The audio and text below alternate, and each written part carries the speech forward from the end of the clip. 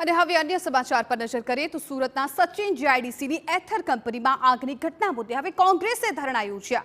કોંગ્રેસે જીપીસીબી કચેરી ખાતે વિરોધ નોંધાવ્યો।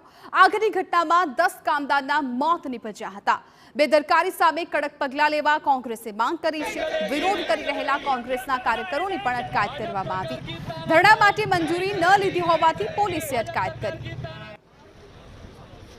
સુરતના સચિન જીઆઈડીસી વિસ્તારમાં આવેલી એથર કંપનીની અંદર જે આગ લાગી હતી અને તે મામલે 10 લોકોના જે મોત થયા છે અને તેના વિરોધની અંદર કોંગ્રેસ દ્વારા આજે જીજેપીસીની જે ઓફિસ છે જોઈ શકાય છે, જીપીસીબીની જે ઓફિસ છે તે ઓફિસની બહાર જે છે જે વિરોધ છે તે કરતા નજરે પડી રહ્યા છે। જે પરમિશન ન હોવાના કારણે અત્યારે જોઈ શકાય પોલીસ દ્વારા જે તેમની અટકાયત છે તે કરવામાં આવી રહી છે। તાનાશાહી કહેવાય, આ સરકારની તાનાશાહી છે। એક પણ જગ્યાએ આંદોલન કરવા દેતા નથી અને કોઈ પણ જો આ શ્રમિકોને ગરીબ માણસોને ન્યાય મળતો નથી।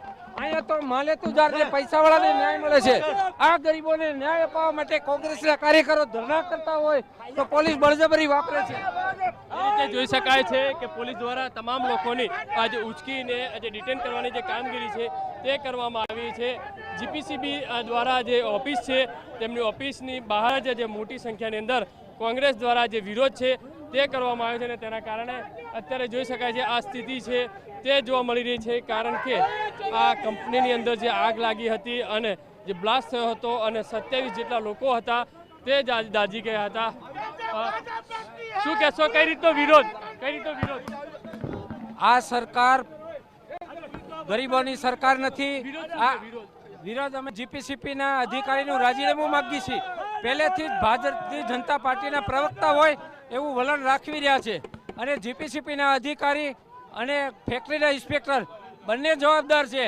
તો ગુજરાત હાઈકોર્ટની સીટની તપાસ મળે તો જ ગરીબોને ન્યાય મળે એમ છે અને આ સરકારનો બચાવ કરે છે ત્યારે આ અધિકારીઓને નિલંબિત કરવા એવી અમારી માગણી છે। રીતે જોઈ શકાય છે કે કોંગ્રેસના કાર્યકર્તાઓ દ્વારા સતત જે છે વિરોધ છે તે કરવામાં આવી રહ્યો છે।